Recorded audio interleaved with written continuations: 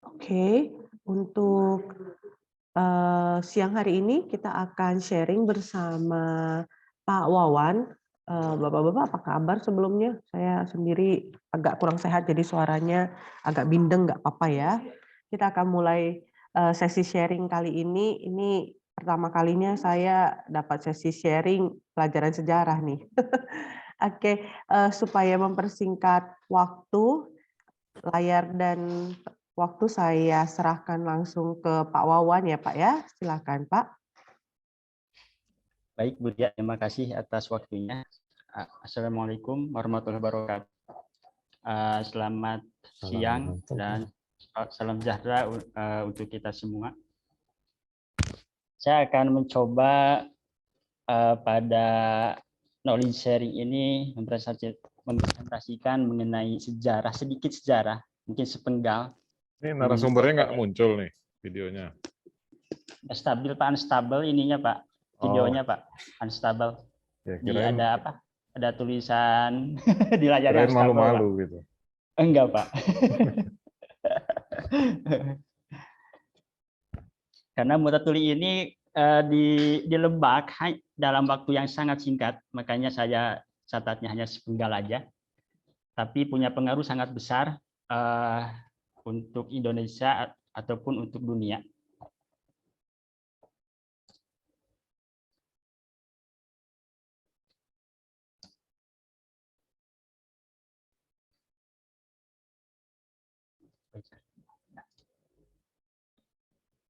Kemudian di Lebak ini, di Rangkas Bitung, nama Multatuli banyak digunakan. Mungkin juga latar belakang saya mengapa mengangkat tema ini, karena dibandingkan dengan daerah lain, kota lain, penggunaan Multatuli sangat masif sekali di Rangkas Bitung.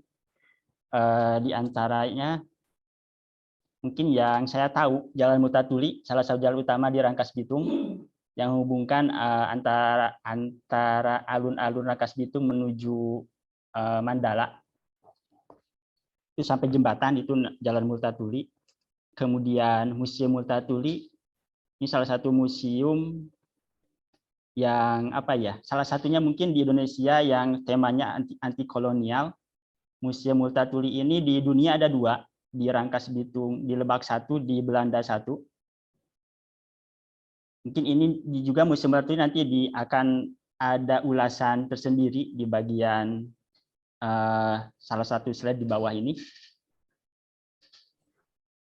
Kemudian ada juga Radio Multatuli FM, itu di dekat gedung DPRD, dekat tempat badminton. Kemudian ada juga event-event rutin tahunan, yang saya tahu itu ada Multatuli Run 10K, itu ada juga event-event rutin tahun yang lainnya, cuma ini yang sangat rutin tiap tahun dilaksanakan. Kemudian nama gedung Multatuli itu di komplek kabupaten, kantor kabupaten. Kemudian ada juga di dalamnya ada aula Multatuli juga. Kemudian yang saya tahu nama apotek juga ada, itu di seberangnya RSUD Aji Darmo, arah Aweh, ada apotek Multatuli. Melihat ini, kalau baca sejarah, memang narasi Multatuli identik dengan Rangkas Bitung. Itu sebabnya nama Multatuli sangat masif digunakan di Rangkas Bitung. Kemudian Multatuli itu siapa? Dan akan saya coba ulas sedikit. Itu nama aslinya Eduard Doesdecker, lebih terkenal dengan nama samarannya Multatuli, yang artinya aku telah banyak menderita. Multatuli ini dari bahasa Latin. Kemudian nama Multatuli sendiri itu sebenarnya mulai terkenal 40 tahun setelah Eduard Doesdecker ini lahir. Nanti di belakang ada sedikit ulasan berbarengan dengan terbitnya novel Max Havelaar, karyanya yang sangat fenomenal itu. Dan lahir tanggal 2 Maret 1820 di Amsterdam, Belanda. Ini sebelum ini sedikit saya ulas mengenai Eduard Doesdecker yang poin pertama. Itu di sejarah Indonesia ada 2 nama Doesdecker. Yang pertama yang saya bahas ini itu orang Belanda asli. Yang kedua, Doosdekker orang Indonesia asli itu yang masuk 3 serangkai yang pendiri Indische Partij, yang partai pertama di Indonesia dulu namanya Hindia. Kalau Doosdekker yang 3 serangkai itu nama aslinya Danudirja Setiabudi, itu lahirnya di Pasuruan, Jawa Timur. Hidupnya pun di generasi yang berbeda. Kalau Multatuli ini lahir 1820, Doosdekker yang Belanda ini, kemudian yang Indonesia itu Doosdekker lahir tahun 1879.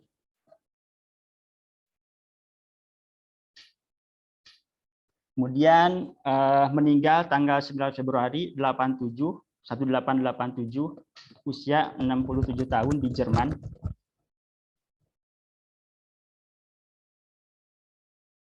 Kemudian tahun 1838, saat usianya 18 tahun, dia belajar dari Belanda menuju Hindia Belanda. Hindia Belanda itu Indonesia sekarang. Dulu ketika zaman penjajahan Belanda, namanya Hindia Belanda. Mungkin nama Hindia juga ini karena latarnya tahun penjajahan, namanya Hindia, jadi nggak ada Indonesia di pembahasannya. Kemudian tiba di Batavia, Jakarta sekarang, tanggal 4 Januari 1839. Ini ayahnya emang nakoda kapal, dia ikut bersama ayahnya ke Batavia ini. Kemudian tanggal 15 Januari dia mulai mendapat pekerjaan sebagai pegawai pemerintah, mungkin sekarang PNS. Itu awalnya dia sebagai juru tulis pada level sangat rendah. Dan setelah itu dia dipindah kerja dengan kenaikan jabatan. Mulai dari Sumatera Barat, Karawang, Rejo, Manado, Ambon. Dan di tiap daerah dia punya kesan tersendiri karena sifatnya yang mudah bergaul sama humanismenya, rasa kemanusiaannya tinggi.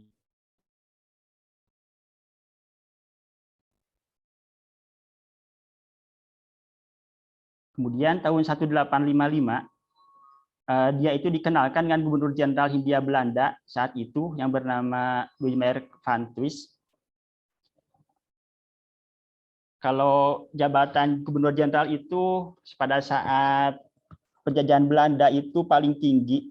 Jadi kalau Indonesia itu sekarang Hindia Belanda, dulu Hindia Belanda itu paling tinggi Gubernur Jenderalnya. Kalau sekarang mungkin Presiden untuk wilayah Indonesia.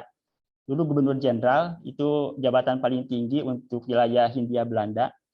Dia dikenalkan oleh salah satu kerabat dari istrinya. Kemudian sering bertemu, sering ngobrol dengan Gubernur Jenderal ini, sehingga Gubernur Jenderal punya rasa simpati, punya penilaian tersendiri yang baik terhadap Doosdekker. Akhirnya pada 4 Januari 1856, usia 36 tahun, diangkat menjadi asisten residen di Lebak. Asisten residen itu kalau sekarang itu setingkat bupati, mungkin nanti ada sedikit ulasan di bawah.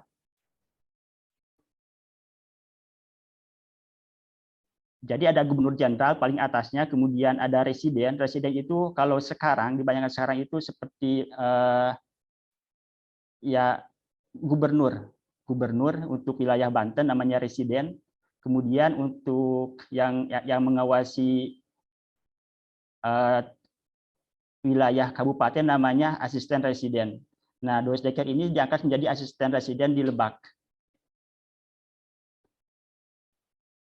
Kemudian pada saat pengangkatan jabatan tersebut, Doosdekker itu bersumpah untuk membela penduduk terhadap penindasan. Karena saat itu emang masih berjalan kultur stelsel atau tanam paksa dari penjajah Belanda. Jadi sangat menderita. Kemudian dia juga di awal saat pidato pertama dia berjanji kepada penduduk untuk membela penduduk, membela hak dan martabatnya. Dan itu dipegang teguh. Nah, saat itu emang kebiasaan pembesar pribumi meminta dengan paksa merampas ternak penduduk, memperkerjakan penduduk untuk kepentingan mereka sendiri tanpa dikasih upah dan penindasan lainnya. Hal demikian itu dianggap biasa dan dibiarkan oleh pemerintah kolonial Hindia Belanda. Bupati Lebak saat itu adalah Raden Adipati Kartanegara. Nah, ini sebagai gambaran, Gubernur Jenderal itu untuk Hindia Belanda itu paling tinggi. Kemudian untuk kalau sekarang wilayah provinsi itu residen, kepalanya. Di bawah presiden ada asisten residen, dia yang ditempatkan di wilayah kabupaten, asisten residen itu. Kemudian ada controller, ini pembantunya asisten residen. Itu asisten residen tugasnya itu mengawasi bupati. Kalau ada bupati ini sampai ke bawah itu biasanya dari orang pribumi sendiri.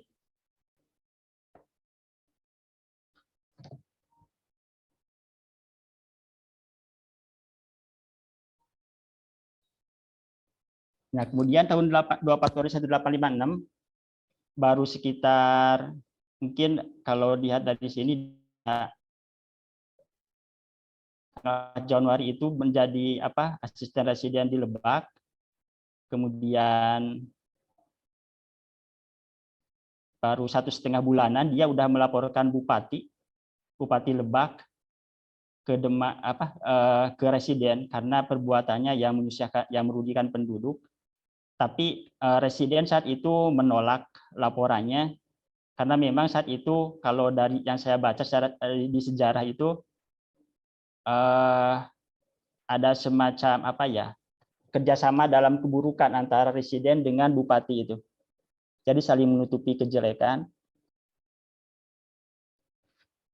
Alasannya itu alasan residen menolak laporan Dewes Dekker karena itu dianggap udah biasa hal yang dilakukan oleh bupati itu.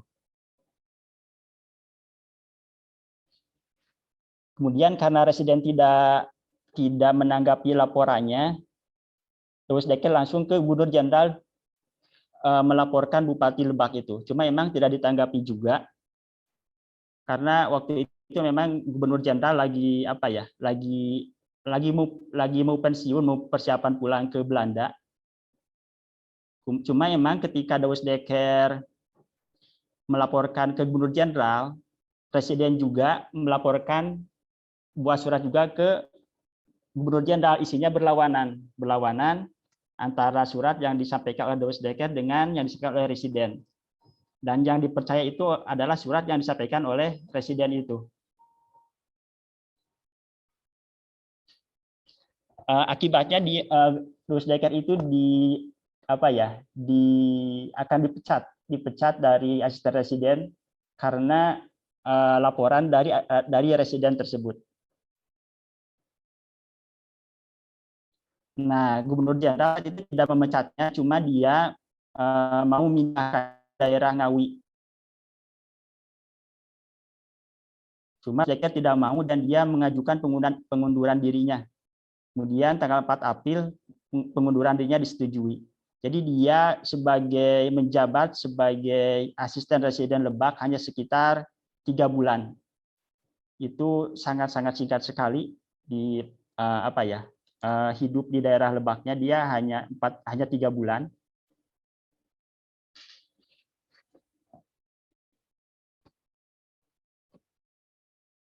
Kemudian sekitar setahun setelah dia berhenti mengundurkan diri dari asisten residen, dia kembali ke Eropa. Kemudian peristiwa di Lebak itu masih mengganjalnya karena tidak ditanggapi oleh pemerintah Hindia Belanda saat itu.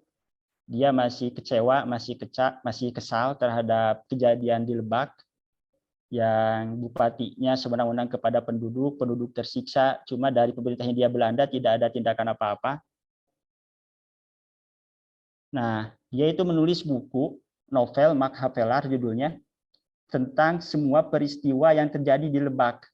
Kekejaman Belanda, kemudian penindasan yang dilakukan, kondisi penduduknya,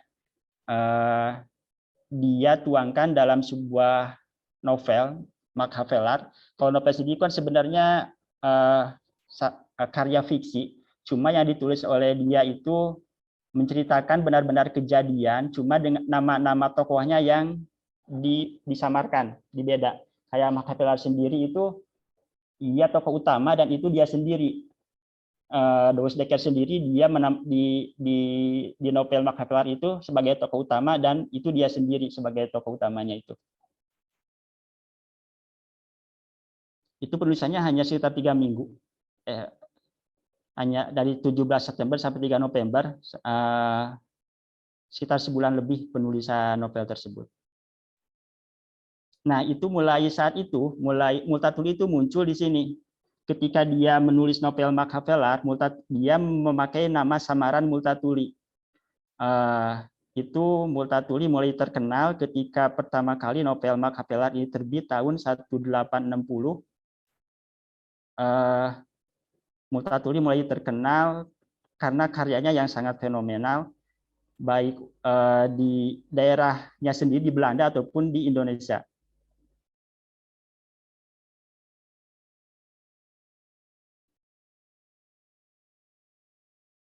Nah, mulai bulan Mei 1860, buku novel Machiavelli mulai menyebar yang berisi tentang kekejaman kolonialisme pemerintahan Hindia Belanda di Kabupaten Lebak. Dan ini sangat berpengaruh, berpengaruh terhadap pola pikir masyarakat dunia terhadap kekejaman kolonialisme. Kemudian banyak yang mulai berani menentang kolonialisme, terutama di dalam negeri. Terutama mereka menentang kebijakan Kulturstelsel yang itu tanam paksa, yang kebijakan pemerintah Hindia Belanda yang sangat merugikan penduduk. Salah satu sisi Machiavelli itu yang sangat berpengaruh itu Kulturstelsel karena banyak ditentang baik dari luar negeri, di daerah Belanda sendiri ataupun di Indonesia. Kulturstelsel tanam paksa ini dihilangkan, kemudian disusul dengan terbentuknya politik etis. Politik etis itu politik balas budi Belanda terhadap masyarakat Indonesia. Itu sekitar 40 tahun, 4 dekade, dari 1900 sampai 1940-an. Itu mungkin kalau nggak salah ada tiga program di sana, irigasi, emigrasi, dan edukasi. Cuma itu gagal ternyata karena mereka kurang dana untuk membiayai itu.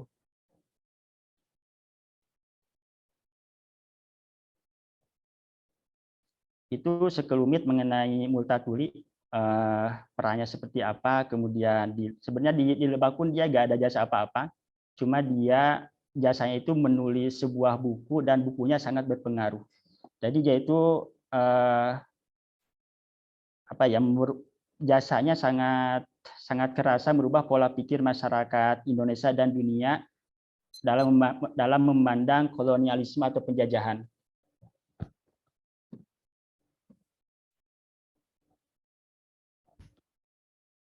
Kemudian tadi coba saya ulas di depan ini Museum Multatuli. Ini Multatuli ini mungkin di Indonesia satu-satunya. Saya coba ulas dan saya juga pernah ke sana 2 kali karena penasaran juga.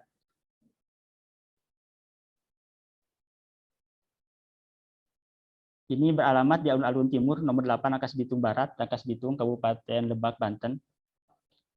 Ini gedungnya. Saya ke sana hari Sabtu siang. Banyak pengunjung, banyak anak-anak sekolah pada saat itu. Diresmikan tanggal 11 Februari 2018 oleh Bupati Lebak, Haji Iti Oktavia Jayabaya, bersama Dirjen Kebudayaan RI Hilmal Farid. Ini monumennya, monumen peresmian.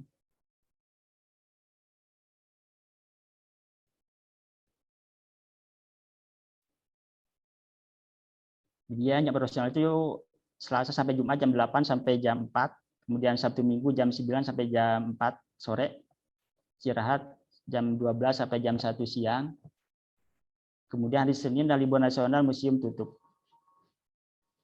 Kemudian tiket masuknya dewasa 2.000, anak-anak 1.000.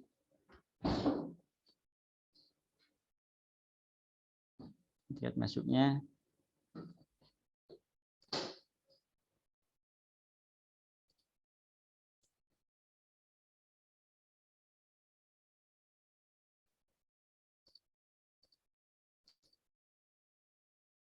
Kemudian Museum Multatuli menceritakan sejarah Lebak dan mengangkat kisah Multatuli itu sendiri. Museum Multatuli ini bertemakan anti kolonialisme. Kemudian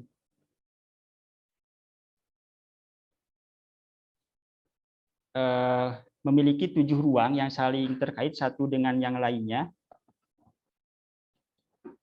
Nah, ada yang 7 ruang itu, yang pertama itu ruang selamat datang.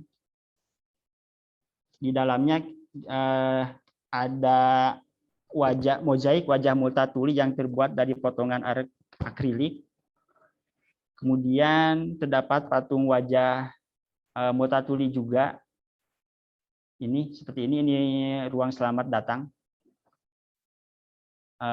Ada tulisan tugas manusia adalah menjadi manusia. Yang tengah ini yang apa? Yang dalam kotak kaca ini denah bangunan.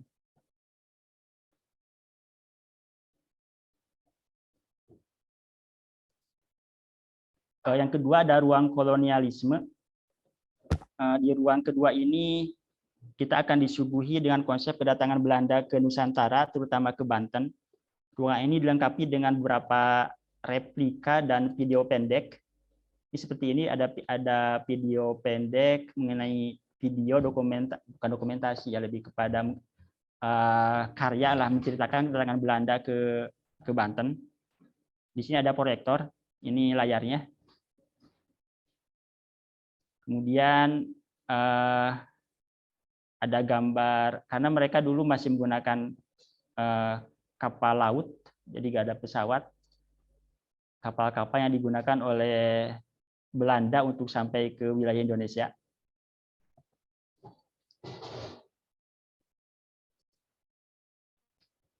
Kemudian yang ketiga itu ada ruang tanam paksa.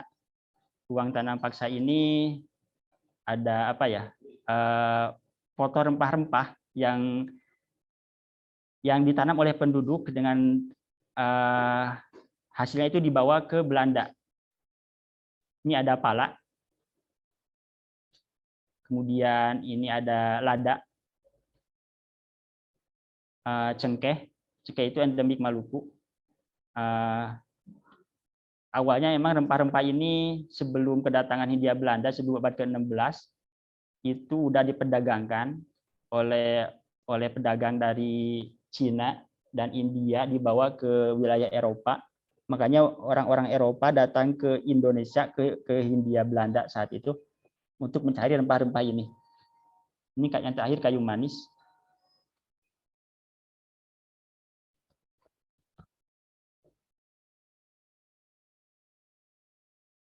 Kemudian masih di ruang tanam paksa ini ada yang atas itu topi. Topi ini digunakan pada saat tanam paksa oleh mandor-mandor Belanda. Yang di bawah itu udeng, namanya udeng, ikat kepala, ada yang putih sama ada yang hitam biru kehitaman, namanya udeng. Ini ikat kepala digunakan oleh masyarakat Lebak. Sangat jauh. Mungkin kalau bayangnya dulu kalau misalkan mandor pakai topi, yang pekerjanya pakai udeng ini. Nah, ini daun kopi, karena ini yang dikonsumsi oleh masyarakat Indonesia saat itu. Karena kopinya sendiri tidak boleh dikonsumsi oleh masyarakat, tidak dijual ke masyarakat, dibawa ke Eropa. Masyarakat sendiri itu yang diseduh adalah daun kopinya.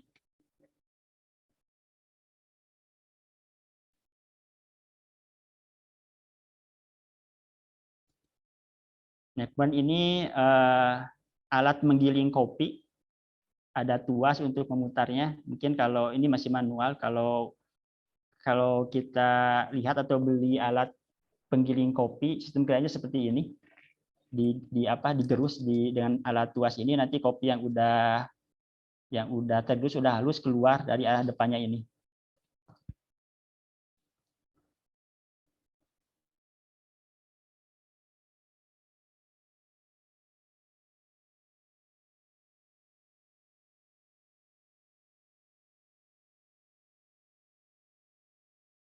Kuda merupakan alat transportasi yang sangat utama. Ini pelana kuda yang digunakan saat itu oleh para mandor Belanda. Nah, ini uang koin. Uang koin ini yang digunakan untuk jual beli. Ini koin ini gambarnya Ratu Belanda.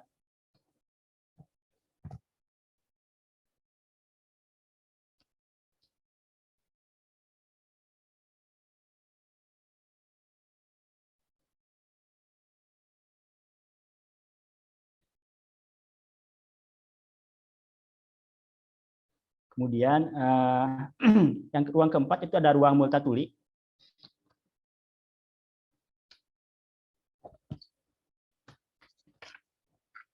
Di ruang multatuli ini menceritakan tentang kisah multatuli dan karyanya Mark Havelaar yang menceritakan tentang keadaan Lebak pada masa dia menjabat sebagai asisten residen di Lebak. Di ruangan ini terdapat koleksi buku Mark Havelaar asli yang didatangkan dari Belanda dan video pendek tentang multatuli. Ini litografi multatuli. Litografi itu karya yang ditulis di atas permukaan licin.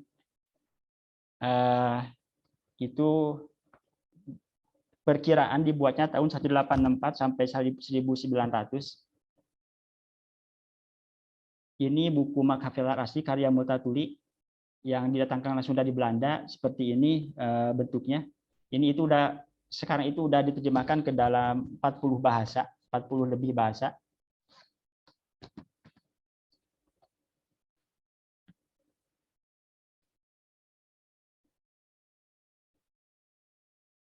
Kemudian ini buku kumpulan surat multatuli kepada Raja Belanda saat itu.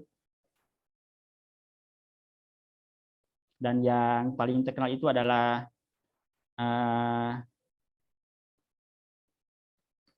kata-kata dia ini ini surat multatuli untuk Raja Willem III di Belanda.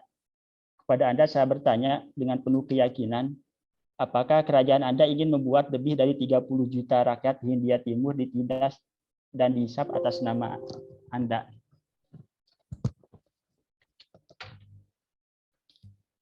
Karena memang saat itu ada indikasi Raja Belanda kurang tidak tahu mengenai kekejaman orang Belanda yang ada di Indonesia. Makanya dia menulis surat supaya Raja Belanda juga tahu mengenai kekejaman pemerintahan Hindia Belanda di Indonesia.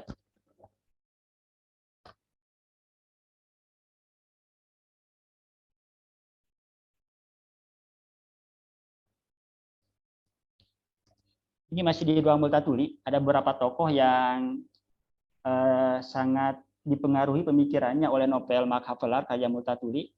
Ini Pramudia Anantatur. Dia itu lahir di Blora tahun 1925. Dia sangat kritis terhadap pemerintah lewat tulisan-tulisannya, berapa kali keluar masuk penjara. Mungkin yang terkenal dari dia itu mengenai komentar terhadap novel Mark Havelaar itu, seorang politikus yang tidak pernah mengenal multatuli bisa menjadi politikus yang kejam. Pertama, karena dia tidak kenal sejarah Indonesia, dan kedua, karena dia tidak mengenal humanisme modern.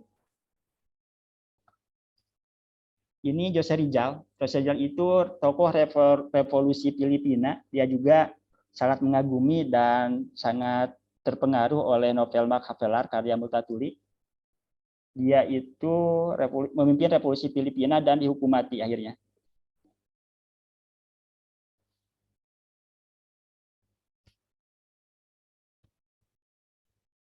Kemudian ini Ahmad Subarjo.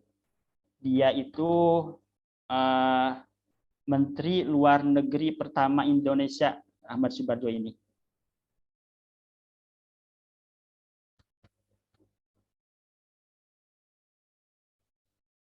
Ini Insinyur Soekarno, Presiden pertama Indonesia, juga sering mengutip karya-karya multatuli yang ada di novel Mark Havelaar ketika berpidato. Dan ini Ara Kartini, dia juga sangat berpengaruh sebagai pahlawan Indonesia, sangat terpengaruh dengan karya multatuli.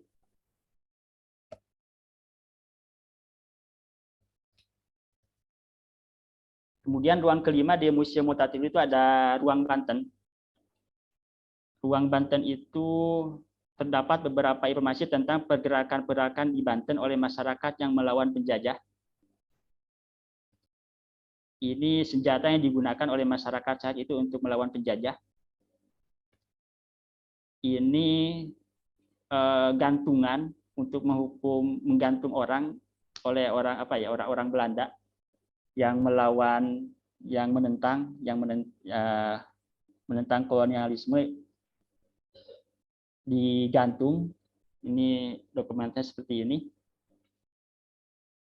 Juga sama untuk menghukum orang Indonesia yang menentang Belanda. Ini bandul untuk diikat ke tangan belakang, kemudian disuruh jalan atau berlari.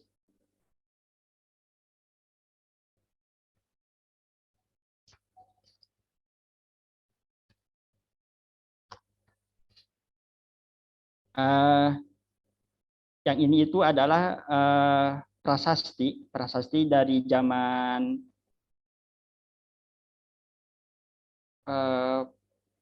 saya lihat.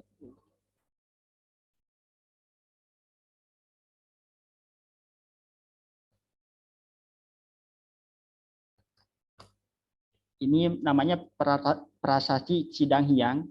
Prasasti ini berasal dari era kerajaan Tarumanegara pada kurun abad ke-4 sampai ke-5. Ditemukannya di Desa Lebak, Manjul, Kabupaten Pandeglang. Jadi saat abad ke-5 memang kerajaan Tarumanegara menguasai daerah Banten.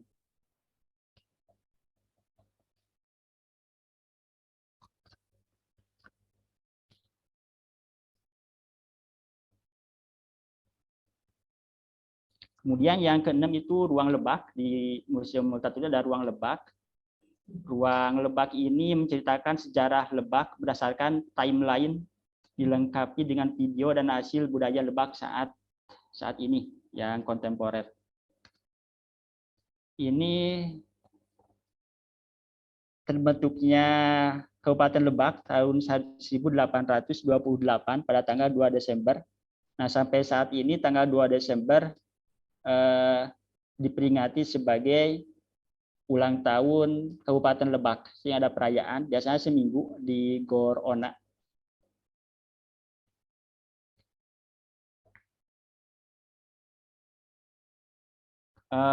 Kemudian R.A.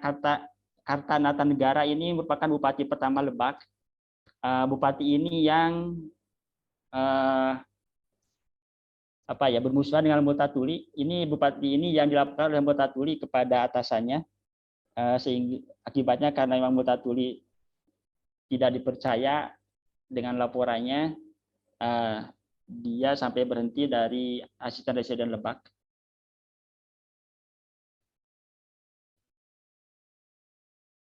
Nah, ini pidato pertama Louis Dekker ketika menjadi asisten residen Lebak tahun 1856. Salah satunya itu, tuan-tuan Kepala Negeri Banten Kidul, marilah kita bersukacita bahwa daerah kita miskin sekali, kita dapat melakukan sesuatu yang mulia. Itu salah satu kutipan pidato Louis Dekker ketika pertama kali menjabat sebagai asisten residen Lebak.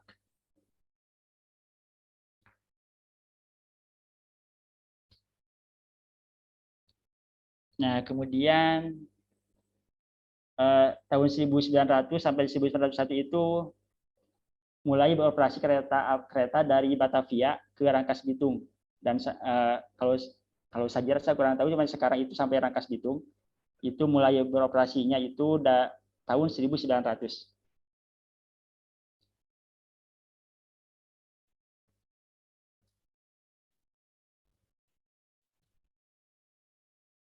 Kemudian masih di ruang Lebak, mungkin ada yang hilang. Ini pengiriman warga Lebak ke Suriname oleh Belanda, kurun waktu sekitar 1930-an. Itu banyak warga Lebak yang dikirim ke Suriname di sana untuk bertani kopi. Suriname itu daerah Amerika, di benua Amerika. sampai sekarang, karena yang dikirim ke saya itu oleh Belanda bukan hanya dari Lebak, cuma dari daerah lain. Yang paling banyak itu dari suku Jawa. Sampai sekarang itu di Suriname ada salah satu bahasanya bahasa Jawa, bahasa nasional bahasa Jawa. Yang terakhir itu yang calon presidennya itu dari keturunan Jawa juga, cuma tidak terpilih. Cuma yang paling tinggi itu ada sampai jadi menteri keturunan Jawa di Suriname.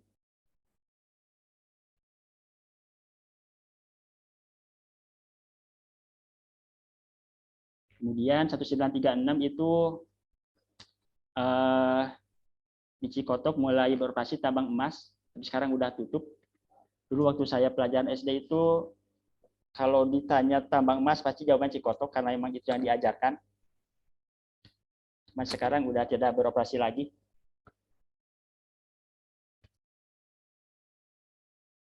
Kemudian di ruang Lebak juga ada informasi mengenai kedatangan Jepang tahun 1942. Kemudian 1945 Indonesia merdeka. Kemudian ini itu surat pemindahan ibu kota Kabupaten Lebak dari Warunggunung ke Rangkas Bitung. Itu tanggal 31 Maret.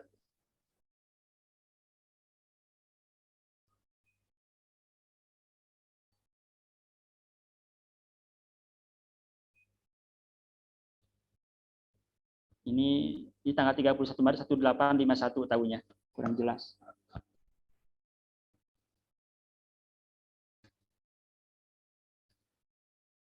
Dan yang terakhir di ruang Museum Multatuli itu ruang Rangkas Bitung. Ruang Rangkas Bitung ini ruang ke-7, ruang terakhir. Di sana itu ada tempat duduk dan ada novel Machiavelli dari terjemahan berbagai bahasa. Ini tempat duduknya seperti ini. Kemudian ini koleksi bukunya, koleksi novel Machiavelli dari terjemahan berbagai bahasa.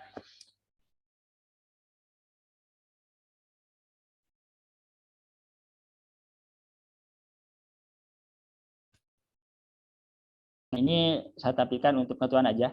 Ini nggak ada bukan bagian dari museum, cuma untuk pengetahuan saya sendiri terutama. Ini peta Kabupaten Lebak. Di sebelah selatan itu Samudra Hindia. Kemudian di sebelah timurnya Jawa Barat, ini daerah Bogor. Kemudian di utaranya itu Serang. Kemudian di sebelah barat berdasarkan Kabupaten Pandeglang. Ini Lebak ini terdiri dari 28 kecamatan. Kemudian terdiri dari 345 desa dan kelurahan. Jadi kalau kita ada sekarang di Maja, kita paling ujung Maja di sini untuk saya sendiri di BSM. Ini kita sangat dekat sekali ke daerah Rangkas Bitung.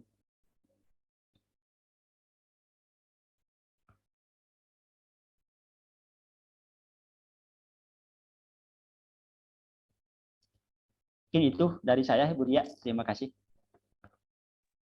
Oke, terima kasih banyak Pak Wawan untuk sharingnya. Mungkin dari Bapak dan Ibu sekalian ada yang mau bertanya? Pak Wawan nanti ada kuis nggak nih Pak Wawan? Ini kayak pelajaran sejarah di sekolah. Jadi nanti ada PR-nya ya. Pusing Pak sejarah itu. Sebenarnya sejarah itu kan tergantung sudut pandang orang yang sejarah itu kan ditulis oleh generasi sudahnya ya. Tergantung sudut pandang yang menulis sih. Kayak Multatuli sendiri itu sebenarnya tidak semua positif terhadap dia, ada juga yang berpikiran negatif. Termasuk tokoh pahlawan Indonesia juga kayak Isyur Soekarno, ada yang persepsinya positif, ada yang negatif juga. Kalau salah satu yang yang mempersepsikan Multatuli negatif itu lebih kepada orang itu menilai bahwa saat itu bupati itu kan sebagai seolah-olah raja harus dilayani, diladeni, dan masyarakat ketika bekerja untuk bupati tanpa diupah itu merupakan kebiasaan yang dilakukan dengan sukarela. Itu yang menentang menentang Multatuli, mengapa hal itu dilaporkan gitu kan? Itu kan udah kebiasaan di masyarakat kita. Oke, ini juga jadi kebiasaan kayaknya turun-menurun nih. Kalau misalnya udah biasa dilakukan dan walaupun itu kita anggap tidak benar, kita diamkan saja harusnya. Ya betul Beria. Itu hal yang apa ya? Yang kejelekan yang dibiasakan kalau di Pam saja mungkin merasakan ketika ada suatu penyimpangan terhadap peraturan tapi dibiarkan lama-lama itu kan makin jauh sulit untuk meluruskan lagi, agak butuh waktu ekstra itu, usaha ekstra. Nah itu bisa merubah persepsi orang seolah-olah itu hal yang biasa itu benar padahal enggak karena udah kebiasaan. Oke, ada yang mau bertanya? Ini tadi museumnya Bapak, saya dengarnya kayak Bapak marketing Museum Multatuli nih. Menjelaskan dengan sangat detail. Kayaknya berkesan sekali ya Pak ya museumnya. Ini promo tiketnya tadi Pak Wawan itu. 2.000 doang loh Pak, parkir aja Iya, lebih murah mahal. banget ya. Murah Pak tapi Wawan tanya Pak Wawan. gimana Pak Par? Jangan sulit ya? Ya, Assalamualaikum warahmatullahi wabarakatuh. Selamat sore Pak Wawan. Iya. Wah ini bagus amat ya. Maksudnya kita di Lebak, saya pun lihat Multatuli ini kan mural pertama kali yang begitu menyentuh ya. Ada mural di kota Lebak itu yang menyindir penguasa. Terlepas dari itu, tadi juga bagus lagi quote-nya Multatuli menyebutkan bahwa bersukarialah kita karena kita miskin, jadi masih banyak yang bisa kita kerjakan. Saya kira itu bagus amat ya. Di satu sisi artinya kalau saya mengartikan sih artinya dengan kemiskinan masih banyak yang bisa dibenahi ya. Saya nggak dengar di awal tadi apa memang Multatuli peranannya untuk mengangkat kemiskinan di Lebak ini apa memang signifikan waktu zaman itu sehingga misalnya seharusnya dia kan kayak tadi disampaikan mungkin ada pro kontra, seharusnya juga kalau memang perannya begitu besar di Lebak dengan quote-nya tadi yang bagus itu harusnya harum lah namanya di Lebak mungkin ya, mungkin lambang Lebak di mana-mana ada beliau, sosok beliau mungkin kan gitu. Nah itu aja mungkin Pak Wawan, terima kasih Pak Wawan. Oh ya, makasih Pak Par. Kalau yang saya baca itu Multatuli untuk dari sebagai asisten residen Lebak, dia untuk Lebak sendiri tidak punya jasa apa-apa, Pak Par. Karena dia hanya sekitar 3 bulan. Dia itu salah satu jasanya yang dia usahakan itu melaporkan Bupati Lebak saat itu yang sewenang-wenang terhadap masyarakat. Karena mungkin pikirannya dengan dihukumnya Bupati, penindasan terhadap masyarakat akan berhenti. Cuma ternyata tidak berhasil, karena kalau baca beberapa referensi lain, dia itu terlalu terburu-buru melaporkan. Dia udah benar melaporkan, cuma terburu-buru, tidak membaca situasi politik, tidak membaca hubungan dia dengan atasannya Residen Banten, tidak membaca efek-efek setelah pelaporan itu. Nah itu ketika di Lebak dia gak punya jasa apa-apa, cuma jasanya itu yaitu dia ketika berhenti sebagai asisten residen Lebak, kembali ke Eropa, dia menulis buku tentang penindasan di Lebak. Dan buku itu yang mempengaruhi banyak orang, pemikiran, cara pandang terhadap kolonialisme, sehingga timbul gerakan-gerakan nasionalisme di Indonesia, Pak Par. Jadi secara langsung sih nggak ada, karena waktunya sangat pendek sebagai asisten residen Lebak, hanya sekitar 3 bulan. Kalau strategi Gimana makanya, Pak? makanya kita lihat kok kurang gitu gaungnya Multatuli di sini ya, meskipun ada nama jalan Multatuli ya. Berarti kalau disimpulkan mungkin penduduk waktu itu nggak terlalu merasa keberatan dengan kemiskinan itu ya. Jadi jangan-jangan penduduk happy aja waktu itu. Justru itu yang saya baca juga. Juga kan Bupati saat itu yang ditentang oleh Multatuli itu malah lebih terkenal saat ini daripada Multatuli sendiri, Pak Pat. Mungkin yang tadi persepsi itu yang kata Buria, karena kebiasaan disengsarakan kali, udah terbiasa jadinya. Cuma mungkin ketika orang luar melihat itu ini nggak biasa, ini sangat menyiksa masyarakat. Kayaknya Iya. seperti itu. Karena sekarang Iya, juga yang makam Bupati pertama Lebak itu lokasinya di belakang Masjid Agung, itu masih ada yang ziarah ke sana. Iya. Karena dulu mungkin masyarakat juga hanya 3 bulan nggak kenal Dawes Deket, nggak kenal Multatuli itu. Baru tahu Multatuli pernah di Lebak ketika dia mengeluarkan karya sastra yang berisi tentang kolonialisme di Lebak saat itu. Ya, oke Pak. Makasih Pak. Oke. Ini ada pertanyaan dari Bu Vivit, minta share alamat museumnya. Tadi di slide sebenarnya Pak Wawan juga ada tuliskan ya Pak ya, alamatnya. Nanti boleh dibagikan ke Bu Vivit, mungkin Bu Vivit mau hadir di sana dan melihat. Ada lagi mungkin yang mau bertanya? Ada lagi? Wah, sepertinya pelajaran sejarahnya cukup menguras energi sampai orang-orang mulai bingung nih mau tanyanya. Kalau memang sudah tidak ada pertanyaan lagi terkait sharing kali ini, thank you banget buat Pak Wawan. Kita boleh kasih reaction untuk sharing kali ini. Luar biasa, saya juga belajar. Ternyata Max Havelaar itu buku dari Multatuli yang menceritakan tentang kolonialisme di Lebak. Oke, terima kasih untuk sharing session kali ini. Kita ketemu lagi di sharing session yang kedua bersama Bu Iren nanti jam 4 sore. Buat bapak-bapak yang masih mau bergabung, bapak ibu yang masih mau bergabung, dipersilakan untuk bisa tetap stay. Tapi buat yang mungkin ada kerjaan, nggak apa-apa. Tapi sharing dari Bu Iren akan sedikit banyak mungkin terkait dengan pola pikir yang diajarkan dari Multatuli bahwa segala sesuatu tuh nggak baik-baik saja loh kalau misalnya dibiarkan. Kita perlu melakukan perubahan supaya lebih baik lagi. Terima kasih Bapak Ibu sekalian. Kita ketemu di sesi sharing yang kedua. Selamat siang. Ya. Ya. Siang, Bu.